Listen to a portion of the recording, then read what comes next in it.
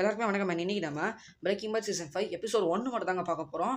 Previous braking bad எபிசோட்ஸில் பார்க்காதவங்க டிஸ்கிரிப்ஷனில் link வைக்கிறேன், பார்த்துட்டு இந்த வீடியோ பாருங்கள். அப்புறம் கதை வந்து கிளியராக புரியும். இப்போ நம்ம டைம் வேஸ்ட் பண்ணாமல் சில வீடியோக்குள்ளே போகலாம். Episode 1 live life or die. இந்த எபிசோட் ஸ்டார்டிங்லேயே நம்ம வால்டர் தான் காமிக்கிறாங்க. வால்டருக்கு தாடியெல்லாம் பெருசாக வளர்ந்து போயிருக்கு. ஸோ அப்போ ரெஸ்டாரண்ட் உட்காந்துட்டு இருக்காரு. அப்போ அங்கே இருக்கிற ஃபுட்டில் வந்து 52 அப்படிமா எழுதுறாரு. ஸோ இதில் புரிஞ்சிச்சு நம்ம வால்டருக்கு 52 வயசுன்ட்டு. நான் ஃபர்ஸ்ட் எபிசோட் ஸ்கைலர் 50 அப்படிங்கிற மாதிரி எழுதுவாங்க. ஸோ அப்போ அவருக்கு பர்த்டேவாக இருக்கும். அதே மாதிரி ஒரு 52 எழுதுறாரு. அதுவும் நம்ம வால்டருக்கு பெருசாக தாடியெல்லாம் வந்திருக்கு. நம்ம கஷ்டம் கொண்டதுக்கு அப்புறம் தான் இது எல்லாமே நடக்குது.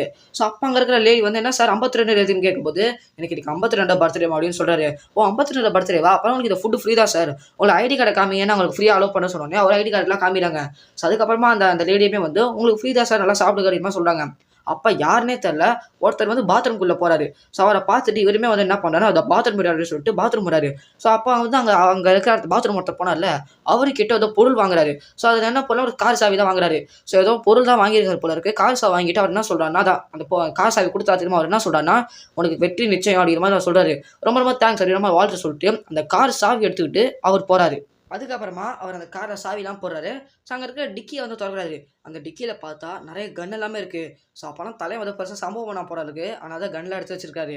கட் பண்ணால் நமக்கு ப்ரெசென்ட், அதாவது பாஸ்ட்டை தான் காமிக்கிறாங்க. ஸோ அங்கே நம்ம வால்டர் எடுத்தாங்க காமிக்கிறாங்க. வால்டர் வெயிட் வந்து அவரோட வீட்டில் தான் இருக்காரு. ஸோ இப்போ ஸ்கைலரு அவங்க பையன்லாம் இவரோட வீடு தான் வர போகிறாங்க. ஆனால் அங்கே இருக்கிற எல்லா தடையத்தையும் அழிக்கிறாங்க. அந்த பாம் பண்ணார்ல அது, அந்த பேப்பரு, அதுக்கப்புறமா அந்த லில்லி ஆஃப் த வேலி அப்படிங்கிற செடி இருக்கு தெரியுமா, அதான் அந்த பிராக்குங்கிற பையனுக்கு இவர் கொடுத்தார்ல, அந்த செடி எல்லாத்தையுமே வந்து காருக்குள்ளே ஏற்றிட்டு இருக்காரு. ஸோ எல்லாத்தையுமே தடையமே இல்லாமல் ஆக பார்க்குறாரு. அப்புறமா அங்கே ஸ்கைலரும் அப்புறம் அந்த வால்டர் ஜூனியரும் வந்துடுறாங்க. 2 பேரும் வந்ததுக்கப்புறமா ஸ்கைலர் வந்து நம்ம வால்டர் ஒன்றுமே பேசலை. ஆனால் அந்த பையன் இருக்கான் தெரியுமா, வந்து என்ன பேசுகிறான்னா, அப்பா அவங்களுக்கு தெரியுமா அந்த கஸ்ன்னு ஒருத்தர் இருந்தால் தெரியுமா, அவர் வந்து யாரும் சாவடிச்சிட்டாங்களா, நான் அப்புறம் ஹேங்க்ஸ் இருப்பார் தெரியுமா, அவர் வந்து 2 பேரும் தான் வந்து நாங்கள் 2 பேரும் அவரோட ரெஸ்டாரண்ட்டில் உட்காந்து சாப்பிட்டோம். ஆனால் இப்போ அவர் செத்து போயிட்டாரா, நம்ம ஹேங்க் தான் வந்து அவரை போடுறதுல தான் இருந்தது, ஆனால் வேற ஒருத்தவங்க முந்திக்கிட்டாங்க போல இருக்குன்னு சொல்லும்போது, ஓ அப்படியாப்பா அப்படிங்கிற மாதிரி நம்ம வால்டர் சொல்கிறாரு. ஸோ அவர் தான் கொண்டது அப்படிங்கிற மாதிரி பையன்கிட்ட சொல்ல முடியல. சரிப்பா நான் அம்மா கிட்ட பேசிட்டேன், நீ போய் தூங்கு அப்படின்னு சொல்கிறாங்க. இவருமே ஸ்கைலர் கிட்ட பேசுறதுக்காக போகிறாங்க. ஆனால் ஸ்கைலர் ஒரு ஹாய் கூட சொல்ல. ஏன்னா ஒரு ஹாய் கூட சொல்ல அப்படிங்கிற மாதிரி வால்டர் கேட்ட உடனே, நான் வந்து கல்யாணம் பண்ணும்போது ஒரு வால்டரை பார்த்தேன், அந்த வால்டர் நீங்கள் இல்லை, அதாவது இப்போ கண்டிப்பாக பிரச்சனை வர போகுது அப்படிமா நம்ம ஸ்கைலர் சொல்கிறாங்க. பிரச்சனையா, பிரச்சனை முடிஞ்சிருச்சு ஜாலியாக இருக்கலான்னு பார்த்தா என்ன பிரச்சனை வர போகுது சொன்னோன்னே, இல்லை பழைய வால்டர் இல்லை அப்படின்னு சொல்லிட்டு அவங்க போயிடுறாங்க. ஸோ அதுக்கப்புறம் சரகலாக ஒரு தீவிர அந்த கண்ணாடி இருக்கு தெரியுமா, அங்கேயே வந்து சேஸ் பண்ணிக்கிறாரு. ஸோ கண்ணாடி முன்னாடி சேஸ் பண்ண வரைக்கும் ஆயிடுச்சு.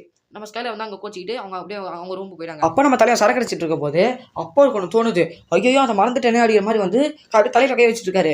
அப்புறம் அவரை கட் பண்ண நம்ம ஹேங்க் தான் காமிக்கிறாங்க. ஸோ ஹேங்க் வந்து அந்த லேபில் தான் இருக்காரு. அதான் நம்ம வால்டர் ஜெஸ்ஸி எல்லாமே அந்த லேபை அடிச்சிருப்பாங்க தெரியுமா, லேபை இவங்க எல்லாம் மெசேஜ் செஞ்சாங்க, அந்த லேபில் தான் இப்போ நம்ம தலைவர் இருக்காரு. ஸோ ஃபுல்லாக வந்து சர்ச் பண்ணிட்டு இருக்காரு. அப்போ அவங்க மேலே ஒரு கேமரா இருக்குது. ஸோ எரிஞ்சு போயிருக்கு. அப்போ இந்த கேமரா ஒரு லிங்க் எடுங்க, இந்த லிங்க் எடுத்தோன்னா இந்த லேபில் என்ன நடந்தது அப்படிங்கிறத நம்ம கிளியராக பார்த்துக்கலாம் அப்படிங்கிற மாதிரி நம்ம ஹேங்க் சொல்கிறாரு. இதனால தான் நம்ம வால்டர் தலையில் கை வச்சிருப்போம் போல இருக்கு. கட் பண்ண மைக்கை தான் காமிக்கிறாங்க. மைக்கை வந்து ஒருத்தவங்க சுட்டுருப்பாங்கல்ல. ஸோ இப்போ கூட அவங்க டாக்டர் கூட தான் இருந்தாரு. அந்த டாக்டர் வந்து நம்ம கச கொண்டாங்க ரிவைவ் சொல்கிறாங்க. இவர் என்ன பண்ணதே தெரியல, காரை ஓட்டிட்டு அந்த பாலைவனத்தில் வேகமாக வந்துட்டு இருக்காரு. ஸோ அப்போ நம்ம வால்டர் ஜெஸ்ஸி அந்த இடத்துக்கு வராங்க. என்னடா இவனுங்க வராங்கன்ட்டு கன் எடுத்து நம்ம வால்டர் கொள்ளத்துக்காக இவர் போறாரு. ஏன்னா அவருக்கு தெரியும் கஸ்ஸை கொள்ளத்துக்கு வேறு யாருமே இல்லை, இந்த வால்டர் தான் இருப்பான்ட்டு. அப்போ நம்ம ஜெஸ்ஸி சொல்கிறாரு, இல்லை வால்டர் கிட்ட பேசணுமா, அது பைத்தியக்காரத்தனமா பண்ண சொல்லும்போது மைக் என்னடா கேட்குறாங்க. அப்போ தான் நம்ம வால்டர் வந்து என்ன சொல்கிறாரு பார்த்துக்கிட்டிங்கன்னா, விட்டுருந்தா அந்த கஸ் வந்து எங்களை கொண்டிருப்பான், எங்களுக்கு நிறைய ஃபேமிலி இருக்குது, நாங்கள் காப்பாற்றிக்காக தான் நான் பண்ணோன்னு சொல்லும்போது, ஓ அப்படியா காப்பாற்றி தானே பண்ணேன், இப்போ அவனுக்கு நான் ரொம்ப விசுவாசமாக இருந்தேன், அவனுக்கு கொண்டுட்டேன்னு சொல்லும்போது நம்ம வால்டருமே இப்போ வேறு என்ன பண்ணுது, அவன் கொல்ல பார்த்தா நான் தான் கொண்டாடி வால்டர் சொல்கிறாரு. நம்ம வால்டர் ஒரு உதவி கேட்குறாரு. என்னடா உதவி அப்படின்னு மைக் சொல்லும்போது, அந்த லேப் இருந்துச்சுல்ல, அந்த லேபில் வந்து ஒரு கேமரா இருக்குது. ஸோ நாங்கள் மெத்து செஞ்சது எல்லாமே அந்த கேமராவில் மாட்டியிருக்கோம். அதை வந்து இப்போ வந்து போலீஸில் சீஸ் பண்ணியிருப்பாங்க. ஸோ அந்த எவிடன்ஸ் ரூமில் போயிட்டு அங்கே இருக்கிற எல்லாத்தையுமே வந்து கைப்பற்றணும் அப்படின்னு சொன்னோடனே, அதுக்கு நான் ஏன்டா வரணும், நீங்கள் மாட்டி நீங்கள் சாவுங்க எனக்கு தான் கேட்கும்போது, நாங்கள் மட்டும் மாட்டினா போதுமா, நீ வந்து அதில் மாட்டிட்டு சொல்லும்போது, நான் அப்படி மாட்டின மைக் கேட்குறாரு. அப்போ தான் வால்டர் சொல்கிறாரு, இந்த மாதிரி நாங்கள் மெத்து செய்கிறோம்ல, அப்போ நீ தானே போய் வாங்கி போவேன், அதில் மூஞ்சா இருக்கும் அப்படிங்கிற மாதிரி வால்டர் சொன்னோன்னே மைக்கு என்ன பண்ணதே தெரியல, இவங்களுக்கு உதவி பண்ணி தான் ஆகணும். அப்போ நம்ம வால்டர் கேட்குறாரு, இதெல்லாத்தையுமே கஸ் வந்து எதில் பார்ப்பான், அந்த கேமரா இருக்கிறது எல்லாமே எதில் கஸ் பார்ப்பான்னு கேட்கும்போது, அவருக்கு வந்து ஒரு ப்ரைவேட் லேப்டாப் இருக்கும், அந்த லேப்டாப்பில் தான் அந்த கேமரா என்ன அப்படி பார்ப்பாரு அப்படி மைக் சொல்கிறாங்க. ஸோ அப்புறமா தான் தெரிய வருது போலீஸ் அந்த லேப்டாப்பையுமே வந்து எடுத்துட்டாங்க அப்படிங்கிற மாதிரி நமக்கு தெரிய வருது. அதுக்கப்புறமா அப்படி கட் பண்ணால் நம்ம வால்டர் ஜெஸ்ஸி மைக்கு தான் காமிக்கிறாங்க. ஸோ நம்ம ஜெஸ்ஸியோட வீட்டுக்கு வால்டர் வந்திருக்காரு, கூட மைக்கு வந்திருக்காங்க. ஸோ அப்போ தான் 2 பேருமே பேசிட்டு இருக்காங்க. அந்த எவிடன்ஸ் ரூமை வந்து எப்படியா நம்ம டெஸ்ட்ராய் பண்ணணும் அப்படிங்கிற மாதிரி நம்ம வால்டர் சொல்கிறாங்க. அது எடுக்கிறதே ரொம்ப கஷ்டம் இல்லை, டெஸ்ட்ராய் வர பண்ணதா அப்படின்ற மாதிரி நம்ம மைக்ஸ் இப்போ சொல்லிட்டு இருக்காங்க. 2 பேரும் மாற்றி பேசிட்டு இருக்காங்க. டெஸ்ட்ராய் எல்லாம் பண்ண வேணாம் அப்படிங்கிற மாதிரி வந்து நம்ம ஜெஸ்ஸி சொல்கிறாரு. சொல்கிறாரு. அதனால தான் உண்மை யாருமே கேட்கல. அவங்க குட்டியோட பாம்பு வைப்போம் அப்படிங்கிற மாதிரி வந்து நம்ம வால்டர் சொல்கிறாங்க. குட்டியாக பாம்பு வச்சு அங்கே இருக்கிற போலீஸ்காரங்க எல்லாருமே அழிஞ்சு போயிடுவாங்க. இப்போயே வந்து இந்த கஸோட கேஸ் வந்து கிட்டத்தட்ட முடிச்சிட்டாங்க. இதில் நாம போயிட்டு அந்த எவிடன்ஸ்லாம் அழிச்சோன்னு வச்சுக்கேன், அவ்வளோதான் மொத்தமாக மாட்டிப்போம் அப்படிங்கிற மாதிரி மைக் சொல்கிறாரு. ஸோ அப்போ ஜெஸ்ஸி வந்து பக்கத்துல கத்திக்கிட்டே இருக்காரு. என்ன கத்துறாருன்னா, அந்த எவிடன்ஸ்லாம் அந்த மேக்னெட் சில்தானு கேட்டுக்கிட்டே இருக்காங்க. ஆனால் மைக்கோ சரி நம்ம வால்டரும் சரி கண்டுக்கவே இல்லை. ஏன்னா வந்து ஜெஸ்ஸி வந்து அவன் பைத்தியக்கார அப்படிங்கிற மாதிரி நினச்சிட்டு இருக்காங்க. ஆனால் ஒரு செகண்ட் வந்து அப்படி எங்க 2 பேரும் பாருங்க அப்படிங்கிற ஜெஸ்ஸி கத்துறாரு. என்னடான்னு கேட்கும்போது அந்த ஒரு வேன் எடுத்துன்னு போயிட்டு அந்த ரூம் இருக்கு தெரியுமா, அந்த எவிடன்ஸ் ரூம், அங்கே போய் ஒரு பெரிய மேக்னெட் பவர் வச்சு இழுத்துட்டோம்னா அங்கே இருக்க எல்லா எவிடன்ஸும் அழிஞ்சிடலாம் அப்படிமா ஜெஸ்ஸி சொல்றாரு. இதை கேட்டுட்டு ஓ செம்ம ஐடியா அப்படிங்கிற மாதிரி நம்ம வால்டர் மைக்ல அசந்து போயிடுறாங்க. அப்புறம் கட் பண்ணா ஒரு ஜங்க் யார்ட்ல வந்து இந்த மாதிரி மேக்னெட்லாம் இருக்கும் தெரியுமா, ஸோ அதெல்லாத்தையுமே எடுக்கிறாங்க. அந்த மேக்னெட் வச்சு என்ன பண்றாங்கன்னா ஒரு வண்டி வாங்குறாங்க. ஒரு குட்டியாக ஒரு டப்பா மாதிரி இருக்கு. அந்த வண்டியில் அந்த மேக்னெட்டை ஃபிட் பண்றாங்க. ஸோ அந்த மேக்னெட்டை ஃபிட் பண்ணோம்னா கரெக்டாக வந்து இழுத்துரும் அப்படிங்கிற மாதிரி நம்ம வந்து அங்கே இருக்கிற அந்த ஜங்க் யார்டோட ஓனர் சொல்றான். ஸோ அப்போ இதை கேட்டுட்டு ஒரு வாட்டி செக் பண்ணலாமா அப்படிங்கிற மாதிரி சொல்றாங்க. ஸோ அப்போ என்ன பண்றாங்கன்னா அந்த வண்டியில் கரெக்டாக அந்த மேக்னெட் ஃபிட் பண்றாங்க. நம்ம ஜெஸ்ஸியை அங்கே நிற்க சொல்றாங்க. இதெல்லாம் காசு வந்து நம்ம வால்டர் கிட்ட, ஆனால் ஜெஸ்ஸியை தான் வந்து கொடுக்க சொல்றாங்க. நம்ம ஜெஸ்ஸி வேற வழி இல்லாமல் சரி ஓகே அப்படிமா சொல்றாங்க. ஸோ அப்போ என்ன பண்றாரு பார்த்தீங்கன்னா, ஒரு லேப்டாப்பை நம்ம ஜெஸ்ஸி கையில் வச்சிருக்கான். அந்த மேக்னெட்டும் அந்த வண்டியை வந்து வச்சிருக்காங்க. ஸோ அந்த வண்டிக்குள்ள தான் மேக்னெட் வச்சிருக்காங்க. அது கரெக்டாக ஜெஸ்ஸியை நேராக நிற்க வைக்கிறாங்க. ஸோ லேப்டாப்பே பிடிச்சி நிற்க வைக்கிறாங்க. அப்போ தான் அந்த ஜங்கோட ஓனர் என்ன சொல்றாங்கன்னா, கையில் தங்கம் ஏதாவது வச்சிருந்தீங்கன்னா எல்லாத்தையும் எடுத்து வச்சிருக்கோம் சொல்ல வந்து மேக்னெட்டாக தங்கத்தை எதுக்கு அது பாடி மாதிரி வால்டர் சொல்றாரு. தெரியும் சும்மா தான் சொன்னேன். சரி கையில் ஏதாவது இரும்பு மாதிரி ஏதாவது வச்சிருந்தீங்க அதை எல்லாத்தையுமே தவிர்த்துருங்க. அதுக்கப்புறம் கத்தி கப்படம் அந்த மாதிரி துப்பாக்கி குண்டு ஏதாவது வச்சிருந்தா கூட அதே தவிர்த்துருங்க சொன்னாங்க. மைக் நான் சொல்றேன், எங்க துப்பாக்கி இருக்கு, ஆனால் நான் இடத்துல தனியாக ஆக மாட்டேன், நான் தள்ளி போய் நிற்கிறேன் அப்படிங்கிற மாதிரி வால்டர் சொல்றாங்க. சரி ஓகே அப்படிங்கிற மாதிரி அந்த ஜங்க் யார்ட் ஓனர் என்ன பண்றாரு பார்த்தீங்கன்னா, அதான் அந்த மேக்னெட் வந்து ஆன் பண்ணி விடுறாங்க. டக்குன்னு நம்ம ஜெஸ்ஸி வந்து அங்கேயே நின்றுட்டு இருக்காரு. ஆனால் அதுக்கு எந்த பவருமே இல்லை. கொஞ்சம் முன்னாடி போக சொல்றாங்க. முன்னாடி போனால் அந்த லேப்டாப்பு டக்குன்னு வந்து இழுத்துடுது.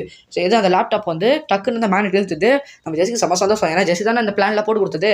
அவனுக்கு செம சந்தோஷம். நம்ம வால்டருமே ஓகே இன்னும் கொஞ்சம் பவர் ஏற்றுப்பா, இது செம்மையா இருக்குது அப்படிங்கிற மாதிரி வால்டர் சொல்றாரு. இப்போ நம்ம ஸ்கேலர் தான் காமிறாங்க. டெட்டுக்கு அடிப்படிச்சு தெரியுமா, அதை வந்து நம்ம சால் வந்து இப்போ தான் சொல்லியிருப்பா ஸ்கேலர் கிட்ட. ஸ்கேலர் செம பயம், ஏன்னா அவன் போலீஸ் கிட்ட தான் மாட்டி விட்டுருவானுட்டு. டக்குன்னு இந்த டெட்டை பார்க்கறதுக்காக அவங்க வீட்டுக்கே போறாங்க. அங்கே பார்த்தா டெட்டால வந்து இந்த சைடை தலையை திருப்ப முடியாமல் இந்த சைடை தலையை திருப்ப முடியாமல் உட்காந்துட்டு இருக்காரு. ஒரு பக்கம் மொட்டை அடிச்சிருக்காரு. இது நம்ம டெட்டா அப்படிங்கிற மாதிரி நமக்கே ரொம்ப ஆச்சரியமா இருக்கு. ஸ்கேலர் ஒரு செகண்ட் ஆடி போயிடுறாங்க.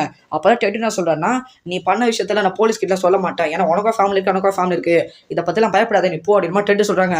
அப்பதான் ஸ்கேலருக்கு ஒரு ரிலீஃபா இருக்குது, நிம்மதியா இருக்கு. இந்த மாதிரி அவனுக்கு அடிபட்டுருச்சு அப்படிங்கிற மாதிரி ஃபீல் பண்ணலாம் பாருங்க. கட் பண்ணா நம்ம மைக்கை தான் காமிறாங்க. மைக் வந்து என்ன பண்ணாரு பார்த்தீங்கன்னா, அந்த எவிடன்ஸ் ரூம் தெரியுமா லாக்கர், அதுல வந்து பக்கை ஃபிக்ஸ் பண்றாரு. ஸோ அதுக்கப்புறமா நம்ம வால்டரும் ஜெஸ்ஸிக்கும் வந்து சிக்னல் தராங்க, டார்ச் லைட்ல சிக்னல் தராரு. அதுக்கப்புறமா அந்த வண்டி எடுத்து வந்து கரெக்டாக வந்து நிப்பாட்டுறாங்க. ஸோ அந்த மேக்னெட்டும் அந்த எவிடன்ஸ் ரூமுக்கு நேராக நிற்கிது. ஸோ டக்குன்னு பவர் வந்து ஆன் பண்ணுறாங்க. பவர் பயங்கரமாக ஏற்றுறாங்க. உள்ள இருக்கிற பொருள் எல்லாமே பயங்கரமாக விழுது. ஸோ அந்த சவுண்டுக்கு ஜெஸ்ஸி என்ன சொல்கிறான்னா, போதுயா வாயா போயிடலாம், அதான் எல்லாம் விழுந்துச்சுல எல்லாமே அழிஞ்சிருக்குன்னு சொல்லும் போது, இல்லை இதுக்கப்புறம் தான் ஆட்டோமேட்டு ஃபுல் பவர் ஏற்றி விடுறாரு. அங்கே இருக்கிற எல்லாமே உடஞ்சிருது. அந்த வேன் இருக்குது தெரியுமா, அந்த டப்பா வேனு, அதுவுமே வந்து ஒரு செகண்ட் வந்து அந்த மேக்னெட்டை இழுத்துக்குது. ஸோ அப்போ தான் நம்ம ஜெஸ்ஸி சொல்கிறான், போதுயா வந்துடுயா போகலான்னு சொன்னோன்னே நம்ம வால்டருமே சரி ஓகேன்ட்டு என்ன பண்ணா ஃபுல் பவர் ஆன் பண்ணி வச்சுட்டு அவர் அங்கேருந்து வந்துடுறாங்க. ஸோ மைக்கு நம்ம ஜெஸ்ஸி அப்புறம் வால்ட்ரு 3 பேர் வேற ஒரு காரில் ஏறி வந்துடுறாங்க. அப்புறம் மைக் என்ன சொல்கிறாருன்னா, அப்புறம் மைக் என்ன சொல்ல பார்த்தீங்கன்னா, அந்த இந்த வண்டி மேக்னெட் எல்லாமே வந்து அவங்க போலீஸாக ஈஸியாக ட்ரேஸ் பண்ணி வந்துடுவாங்க. வந்துட்டு அந்த ஜங்க் யார்டுக்கு வருவாங்க. அப்புறம் அவள் தான் நம்ம மாட்டிக்கணும் சொன்னால் வால்ட்ரு என்ன சொல்கிறாருன்னா, அந்த வண்டிக்கும் சரி அந்த மேக்னெட்டுக்கும் சரி பெருசாக பேப்பர்லாம் ஒன்று கிடையாது, அதனால் நம்ம மாட்டலாம் மாட்டோடிக்கிற மாதிரி நம்ம வால்ட்ரு சொல்கிறாரு. இப்போ அந்த எவிடன்ஸ் ரூம் தான் காமிக்கிறாங்க. ஸோ அங்கே இருக்கிற அந்த லேப்டாப் தெரியுமா, கஸோட லேப்டாப், அது உடஞ்சு போயிடுச்சு அவ்வளோதான். ஸோ அப்போ அங்கே ஒரு ஃபோட்டோ இருக்குது. அந்த ஃபோட்டோவில் கஸோட ஃபோட்டோ தான் இருக்குது. ஸோ இத்தனை நாளாக வந்து அந்த ஃபோட்டோக்கு பின்னாடி என்ன தெரியல. இந்த எவிடன்ஸ் ரூம் அதில் இந்த எவிடன்ஸ் ரூமே ஊந்துச்சு பார்த்தீங்களா, அங்கே இருக்க எல்லாமே ஊந்தனால அந்த ஃபோட்டோ லைட்டாக நவுந்துருக்கு. அந்த நவுந்ததில் வந்து ஏதோ ஒன்று எழுதிருக்கு. ஸோ அது என்ன அப்படிங்கிற மாதிரி போலீஸ் பயமாக ஆராயிறாங்க. கட் பண்ண நம்ம சாலை தான் காமிக்கிறாங்க. நம்ம சால் இருக்கார்ல, அவர் வந்து வால்டர்கிட்ட பேசிட்டு இருக்காரு. என்ன பேசுறாருன்னா, என்ன வந்திருக்குன்னு கேட்கும்போது, இப்போ நீ எதுக்கு என் ஒய்ஃப்க்கு இந்த மாதிரி ஹெல்ப் பண்ண, பாதி காசு என்கிட்ட இருந்து போயிடுச்சு, எனக்கும் இந்த டெட்டுக்கும் வர ஆகாது, அவனுக்கு வர காசு கொடுத்தா நீ வந்து ஹெல்ப் பண்ணிங்க கேட்கும்போது, ஆமா நான் வந்து உனக்கு ஹெல்ப் பண்றேன், அந்த மாதிரி உன் ஒய்ஃப்க்கு ஹெல்ப் பண்ணேன்னு சொல்லும்போது, சரி ஓகே ஹெல்ப் பண்ணல, அப்போ ஏன் என்கிட்ட சொல்லணும்னு கேட்கும்போது, நீ வந்து கச ரொம்ப டென்ஷன்லேயே இருந்தியா, இதை சொன்னா நீ இன்னும் டென்ஷன் ஆகிடும் பயந்துட்டா நம்ம சால் சொல்றாங்க. ஸோ அப்போதான் வால்டர் என்ன சொல்றாரு பார்த்தீங்கன்னா, இதுக்கப்புறம் இந்த மாதிரிலாம் பண்ற வேலை வச்சுக்காத, நீ வந்து எனக்கு தான் வேலை பார்க்கணும், ஒன்று வந்து என் ஒய்ஃப்கால வேலை போகக்கூடாது, ஏன் இந்த மாதிரிலாம் ஏன் பண்ணுறேன்னு கேட்கும்போது, அப்பா நீ மட்டும் பெருசாலும் ஒன்று பண்ணலையா, அந்த ஜெஸ்ஸி பாக்கெட்லேருந்து ரைசிங் எடுக்க சொன்னால, நான் யாரை வச்சு எடுத்தேன்ல, அப்போ நீ மட்டும் பண்ணது தப்பு இல்லையா, உன் சங்காத்தமே வேணாம், கிளம்பு அப்படின்ற மாதிரி சால் சொல்கிறாரு. அப்போ நம்ம வால்ட்ரு நான் எப்போ இதுலேருந்து உன்னை போக சொல்கிறேன்னா அப்போ தான் இதுலேருந்து போகணும் அப்படின்ற மாதிரி நம்ம வால்ட்ரு பயங்கரமாக மிரட்டுறாரு. இதை பார்த்து சாலு செம்மையாக பயந்துறாரு. கட் பண்ண வால்ட்டை தான் காமிக்கிறாங்க. அவர் வந்து இப்போ வந்து ஸ்கைலரோட வீடு தான், அதான் அவங்க வீடு தான் போகிறாங்க. ஸோ அங்கே போனதுக்கப்புறமா ஸ்கைலர் கிட்ட வந்து இந்த மாதிரி டெடு காசு கொடுத்தேன்னு கேட்கும்போது ஆமாம் காசு கொடுத்தேன், இப்போ வேற வந்து அடிப்பட்டு வந்து இந்த மாதிரி ஹாஸ்பிட்டல் அட்மிட் ஆயிருக்கான் அப்படின்ற மாதிரி வந்து நம்ம ஸ்கைலர் வந்து ஃபீல் பண்ணுறாங்க. அப்போ நம்ம வால்ட்ரு வந்து என்ன சொல்கிறாருன்னா பரவாயில்ல விடு அப்படின்ற மாதிரி வந்து சமாதானமாக போயிடாரு. நம்ம ஸ்கைலருக்கு ஒன்றுமே புரியல, சண்டை போடான்னு பார்த்தா சமாதானமாக போயிடாரு அப்படின்ற மாதிரி நம்ம ஸ்கைலர் ஒன்றுமே புரிய மாதிரி இருக்காங்க. இங்கே ஏன் இந்த எபிசோடு முடியுது. ஸோ நம்ம எப்பயுமே வந்து ஒவ்வொரு 3 எபிசோட தான் நம்ம எப்பயுமே பார்ப்போம். ஆனால் ஃபைல்ஸ் அட்டாச் பண்ணுறதுக்கு போதும் ஆயிடுது. ஆனால் அதுக்கப்புறம் டெய்லி ஒரு எபிசோட பார்க்க போகிறோம். ஓகே கைஸ், அடுத்த எபிசோட உங்களை நான் சந்திக்கிறேன். தேங்க்யூ.